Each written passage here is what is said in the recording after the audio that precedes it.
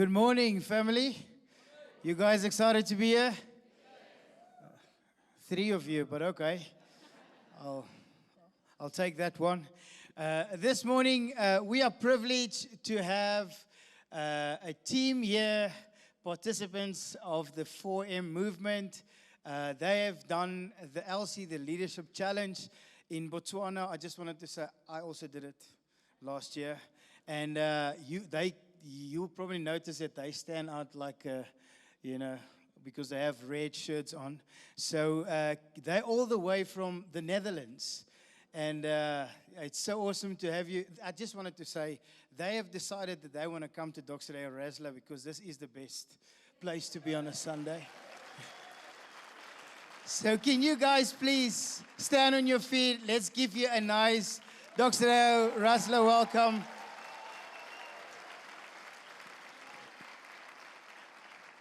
So Gideon and the team, thank you for choosing us. And we are fortunate to grace you, that you've graced us with your presence. We are ending off our series called For More. And we said that called for more is not a medal of honor, but it's a gift of service.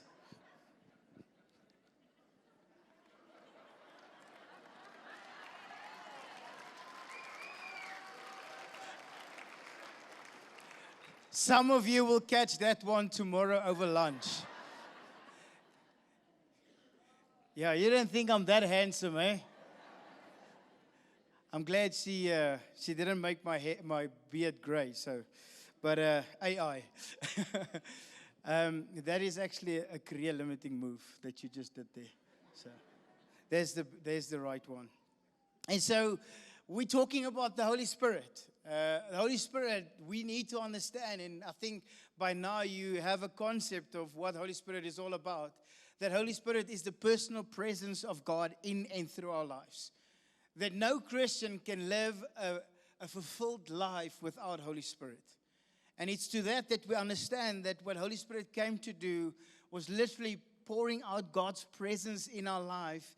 And this was our anchor scripture for this duration of this 5 weeks in Romans chapter 5, where it states the following. It says, "And hope does not put us to shame, because God's love has been poured out into our hearts through the Holy Spirit who has been given to us." Holy Spirit has been given to us so that we can experience God on a personal level, in a private level. In every situation, I can feel the presence of God. And the Message paraphrase says the following: when we place all our hope in God, we will never be disappointed. Never. Now, I don't know why we sometimes are confused when it comes to putting all our hope in God, because if the Bible says it and God made a promise, that settles it. And so it will never disappoint us because He fills our lives every day with His love. And this He does through the Holy Spirit who stays with us. You see, I think when the Bible says He comes to fill us with His love, that means you can decide if you want to be a reservoir, just bringing everything to me. Gimme, my name is Jimmy and everything is mine. Or are you at that place where you say, God, I'm not a reservoir, but I'm a channel through which your love flows. And the overflowing love of God flows into my society, into the people that I love and care, and the people around me. Because that's what the Bible says. He's poured His love in our hearts through the Holy Spirit so that you and I can become the heart, the love, the hands, the feet of Jesus Christ wherever we go. That's what the Holy Spirit came to do. He came to dwell in us. He came to heal us, to shape us, to comfort us. He came to speak in and through us, and He sent us out to be the same for other people.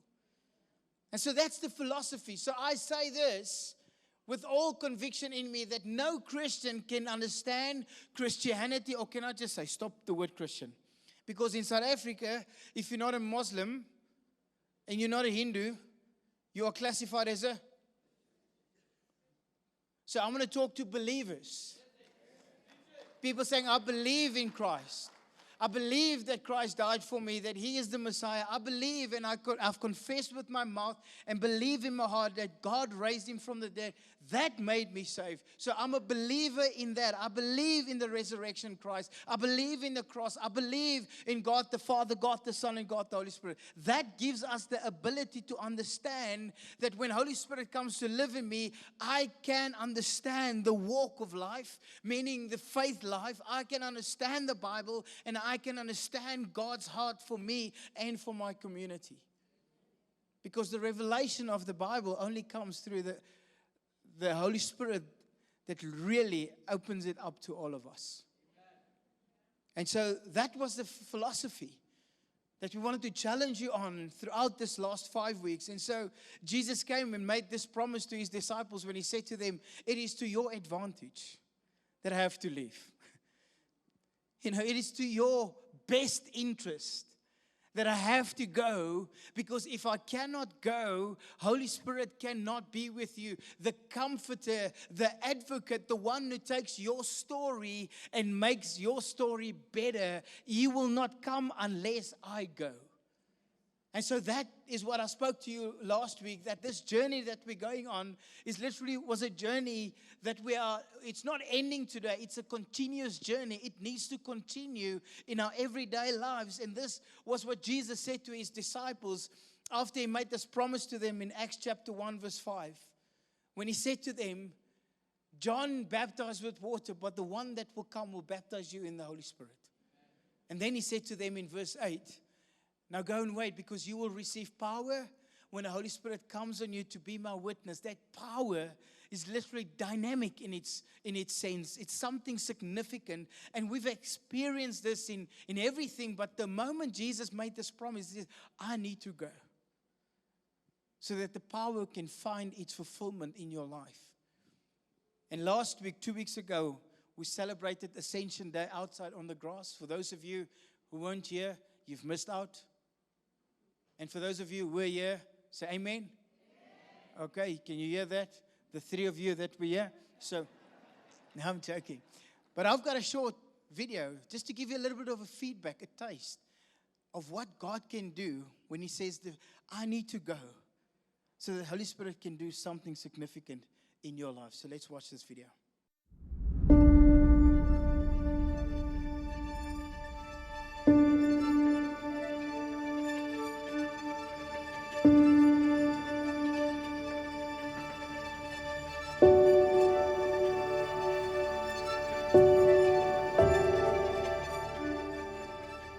Spirit, will you come and empower us and help us to worship the Son of God? May you open up our eyes that we may see the glory of Jesus. I pray, Holy Spirit, may you reveal Him to us.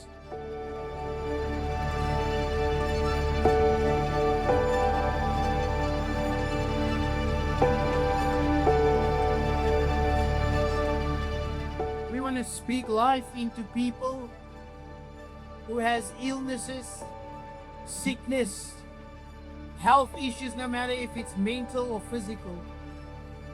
If that is you, I want you to come to the front to say, God, I'm inviting you in to my health issues. But tonight at Dr. Deo, I went for prayer, for healing for my own. And the lady that prayed for me was so powerful with God. And it was like 10 minutes after the prayer that I could actually lift my arm. As you can see, I can even go up where before I couldn't. I would literally sit with my arm like this, and I would sit the whole time because it's so pain. I've tried different machines. I've tried like the pills, pain pills and everything, but nothing has worked. But tonight the prayer of God worked and it healed me.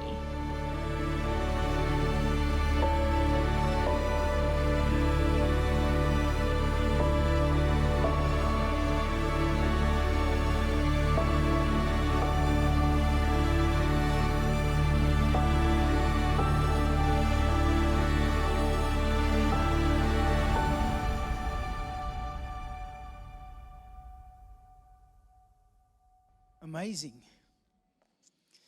The reason why I showed you this video was to understand that when we talk about Holy Spirit, the Holy Spirit isn't a silent influence in your life.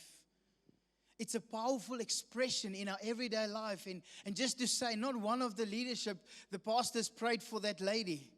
It was a normal partner like you sitting in the pews every Sunday, but somebody that says, I'm willing to obey what God wants to do in and through my life. And here a miracle happened because of the obedience.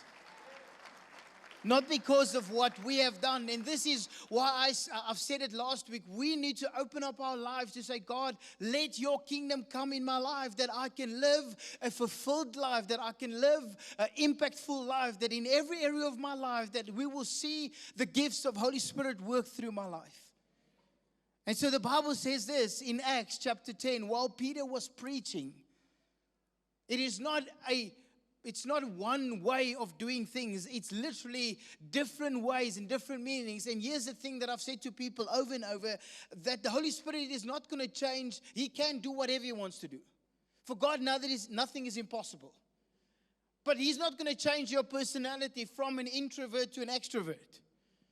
And all the extroverts, that's your biggest fear, just to be an introvert. Isn't it? I mean, I'm the introvert here. I know what I'm talking about. You guys make as if you know me. But here's the thing, He's not going to change your whole personality. He's going to use you, but you have to open up your life and say, God, I'm trusting you to work through me, that the love that you've poured within me, that I can pour that love in other people's lives.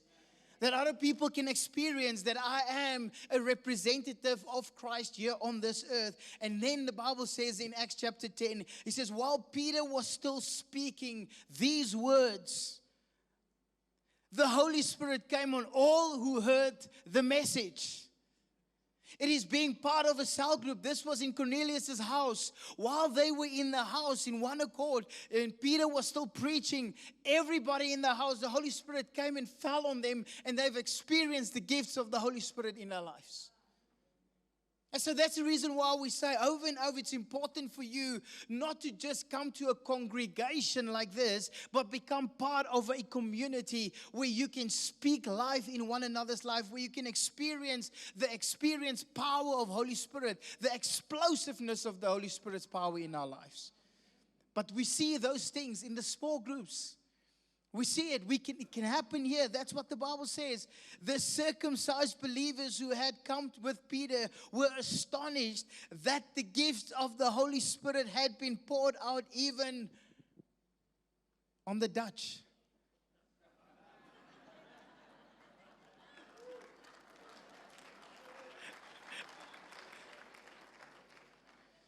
Even on the Gentiles. Is the Americans here today? I haven't seen them.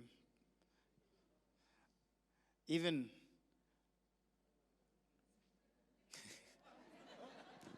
let me stop there. But on all of us, because at this reference, what Luke is actually writing here, he says they were astonished in such a way that they realized, we thought it was only for the Jews. We thought it was only for the apostles, the 12 that Jesus chose with handpicked it. We thought it was only for them. No wonder if you read the Bible in the book of Peter, where Peter says, you and I are a chosen generation, handpicked by God. He has called you. He knows you by your name. No wonder Peter says, this is my experience, that the moment I started preaching, people experienced the Holy Spirit.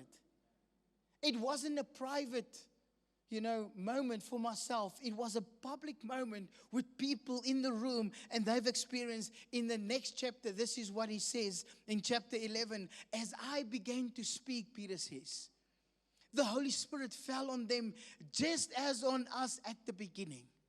Now listen to this. There's a lot of scholars that says that when the Holy Spirit was poured out, it was only for the 12, that they had to go and do the work of ministry. But the Bible says, Peter says, listen, when I've experienced this, I want to take you back to the beginning. Remember the upper room where we had to wait on the Holy Spirit. I've experienced that moment, and today while I'm preaching, I want to take you back to the beginning. That's exactly what happened. And I remembered the words of the Lord, how He said, John baptized with water, but you will be baptized with the Holy Spirit. And if then God gave the same gifts to them as He gave to us, when we believe in Jesus Christ, who was that I could stand in God's way? Why do I have to stand in God's way? Why does my culture stand in God's way? Why does my upbringing stand in God's way? Why does my religious mindset and spirit stand in God's way? If God could do it for them, God can do it for us. And so this is the words of Peter. It is not a feel-me-good gospel only. It is literally not a status of saying, hey, I've got the gift of the Holy Spirit working in it through my life, and I've got the badge, and I've got the Medal of Honor, got the t-shirt, got the certificate, and it's all about me, myself, and I. It's not about you. It's a gift of service. It's a gift that God wants to work through you. It's a gift that is for you, for others. It's a gift that goes through you for others. And there's a thing in Afrikaans. This is where Afrikaans actually does something amazing. In Afrikaans, the word gifts is the word gawes. And the word gawes literally means something different than the word gifts in English, or the word geskenk in Afrikaans. You know, a gift, I go to the shop, and one of these days, ladies, just remember, it's Father's Day coming up, okay? Just remember, there's a pro shop, golfers club, just hallelujah. I'm just speaking to my wife through you. But if you go and shop for somebody's birthday or a celebration, you go into that shop mindful of that person. Because whatever you're about to buy will be for that person. And that person can use it for him or her. And it's for them. And so when you understand that, that's a gift. The first thing that you do when you buy a gift is you take the price tag off. Okay, amen? Because the recipient of that gift determines the value of that gift. You don't determine the value. The person who receives it, he or she will determine the value of that gift.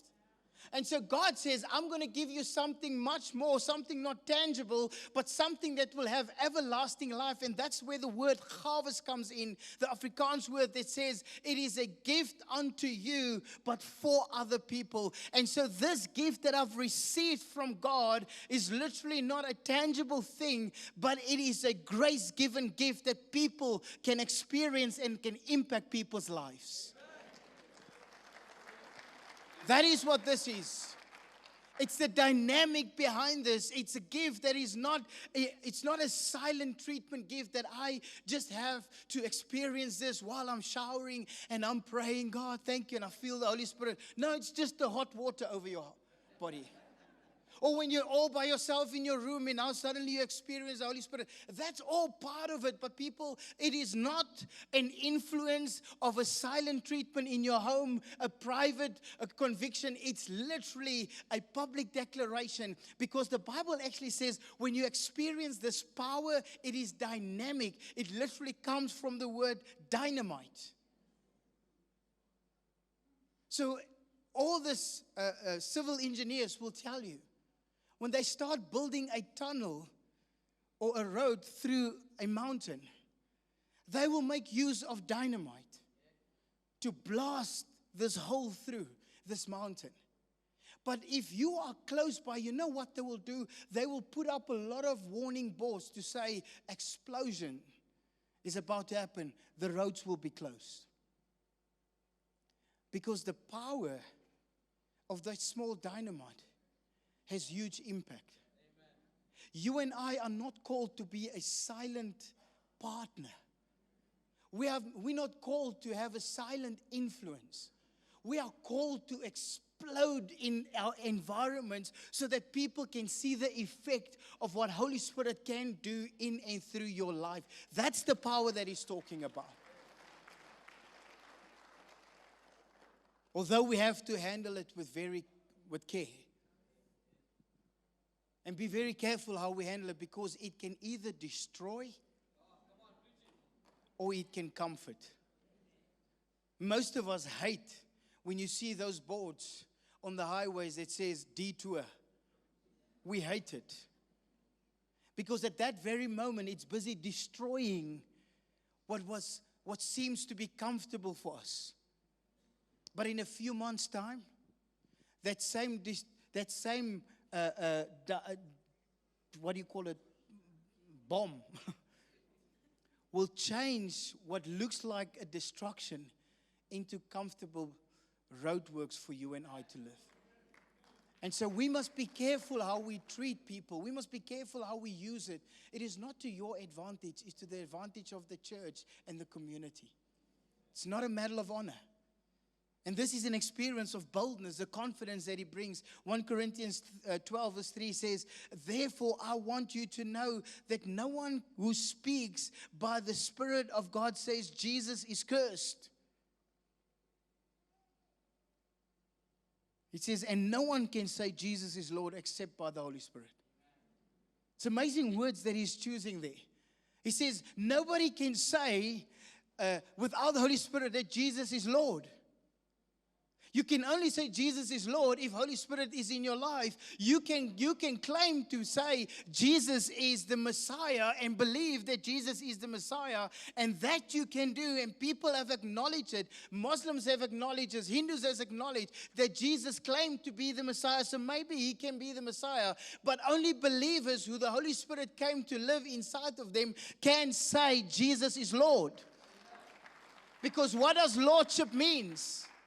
Lordship means the one who calls the shots, the one who makes the decisions, the one who tells you and gives you direction, the one who helps you wherever you need to go. And for us, Christians, we want to become our own Lord of our lives.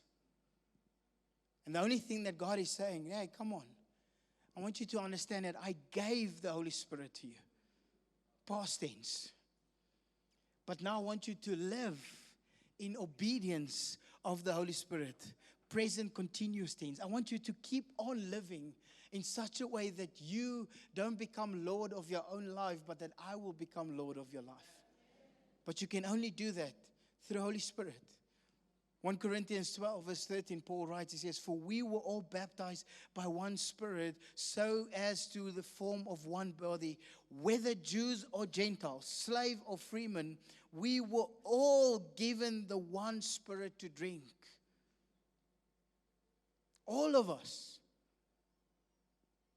Even on the Gentiles, in the book of Acts chapter 10. It's been given to all of us, and that's why I want to invite you to go and read Romans chapter 12, 1 Corinthians chapter 12, 13 and 14. Go read Ephesians chapter 4, that you get a bird's eye view and an experience of what these gifts are all about and what they can do and how can I live this life. But it's important for me today to say to you that you have to open up your life, because many people think that these gifts are either just a status or something that I can keep for myself. And the real question is, what gift do I have? The real question is not what gift do I have, but the real question is, how does the Holy Spirit want love to experience, how people have to experience love in and through my life? That's the question that we have to ask. And so I want to read the scripture to you. Read with me, if you have your Bible. 1 Corinthians 12, verse 4 to 7. I want to read this to you. And listen to this. It says, there are different kinds of gifts. Different. We are diverse here. Okay? There's Zulus, Tswanas, Xhosas, Peris, There's Indians, there's Coloreds. Hello. If you didn't notice, there's Afrikaans white people, there's English white people, there's even Asians. Oh, and this morning we even have Dutch people. But we are diverse. Okay, so God works. This is the amazing part of who God is. So he says there are different kinds of gifts, but the same Spirit who distributed them.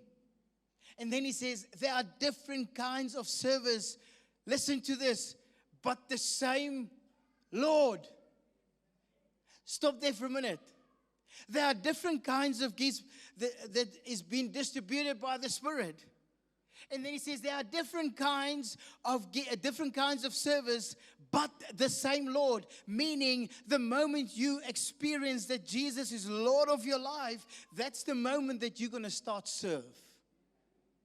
That's the moment that you're going to say, what can I do? That's the moment in your everyday life as a business owner to say, Lord, I want you to use my business for your kingdom. As a counselor, Lord, I want you to come, that I will not just speak into people's life out of my profession, but I pray for a gift of knowledge and wisdom that I can impart into their lives. Lord, as a doctor, I pray, Lord, that in that moment while I'm busy in the operation table, Lord, I pray through that surgery, Lord, that you will be the ultimate healer because you have the gift of healing. So that's the way that service works when he says it's the same Lord, acknowledging God in my everyday life. There are different kinds of workings, but all of them and in every one, it is the same God at work. Now, to each one, the manifestation of the Spirit is given for the common good. What is the common good? It's love.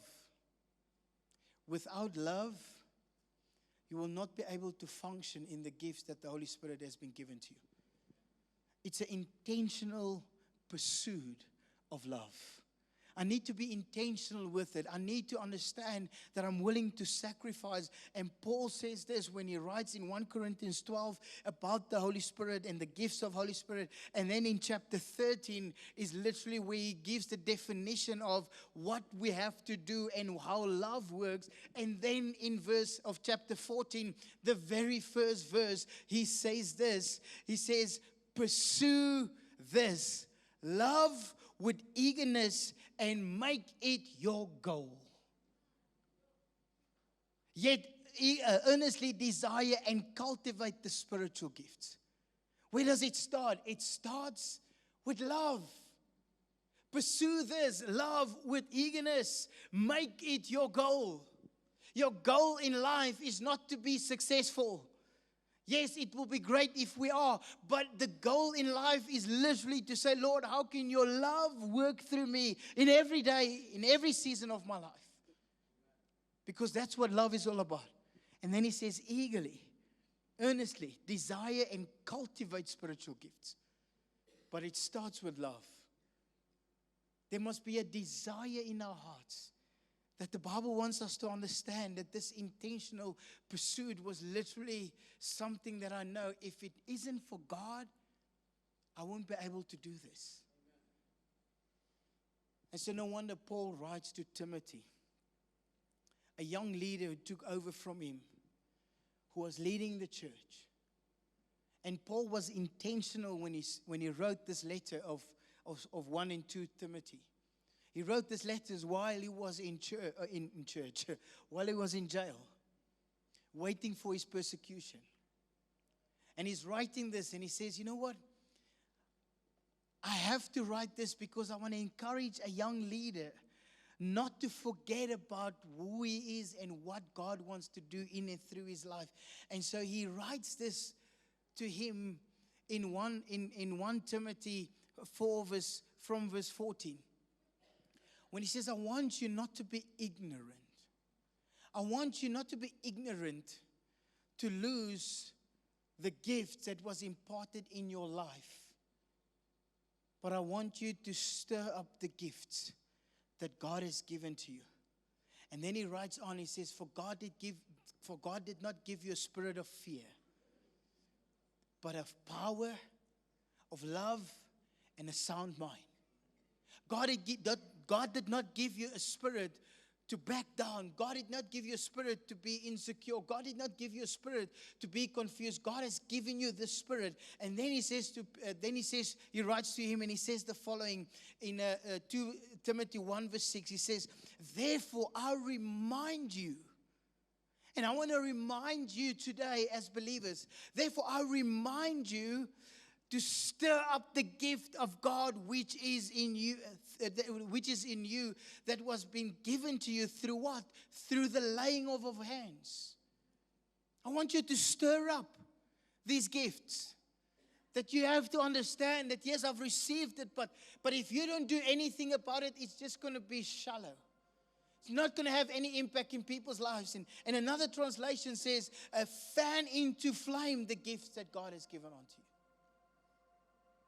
You will know, for some of you that buys hood on a Saturday afternoon and then you want a bride the Saturday evening. Then you buy there by Harties and they tell you it's Sikkelbos. And then you make fire and then you realize, I have to fan to flame. Because I've been through a whole box of firelighters. It's not working. This wood lived with the snakes because if you light it up, it makes. You guys know what I'm talking about? Because it's wet. But then you have to fan to flame that gift, that fire, so that it can start burning. And I don't care what you do, but as long as you start doing it, some of you use the scoppy at home. Some of you use a pole. Some of you use, if you're from Boksburg, whatever you do, Paul is saying to him, fan to flame the gift that God has placed within you. Another translation says, keep ablaze the gift. May it be like blazing fire. Radiant. Rekindle the gifts that God has given to you.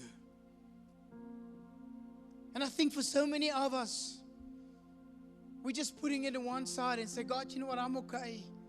I will see if I will do this. As a believer today, I want to beg you not to neglect it, but to open up your lives. I can tell you today from my own personal experience, there was times where I was confused. There was times where I was insecure and thought, Lord, how is it possible? I won't be able to do this. And you know what the Lord said to me? Yes, you're right. You won't be able to do this. But I can do it through you. You and I can't do it all by ourselves. As business leaders, I know you guys are business leaders, business owners. May your business work for the kingdom of God. Say, let your kingdom come, Lord, not my will be done. Your will be done. And so he ends off with this. When he says, do not neglect the spiritual gifts that you have received. Give your full attention to these things. Throw yourself into your work so that everyone may see your progress. In your everyday life, throw yourself into it so that everybody will see there's an explosion happening of the power of God in and through your life. It's not just a private experience, it's a public declaration. If God could do it for him, God can do it for me. And I want to invite you this morning, just where you are, to stand up on your feet and open up your hands. Saying, God, this morning, I'm here to experience the dynamic power of God in and through my life. That no longer will I just wait for something to happen, but that I will be intentional. Let your kingdom come in my life. Let your Holy Spirit come in and drench me with your power. that I will walk away and experience this, and that people around me will experience what God can do in and through my life. And while we're going to sing this song, may this song be a prayer in our lives, right here in our midst. Can you imagine, right here in our midst, as we start worshiping, right here in our midst. Just with Peter, while he was speaking, the Holy Spirit fell on them. Today, while we're singing and declaring, may the Holy Spirit come on us. Let your kingdom come, Lord. Let's do that.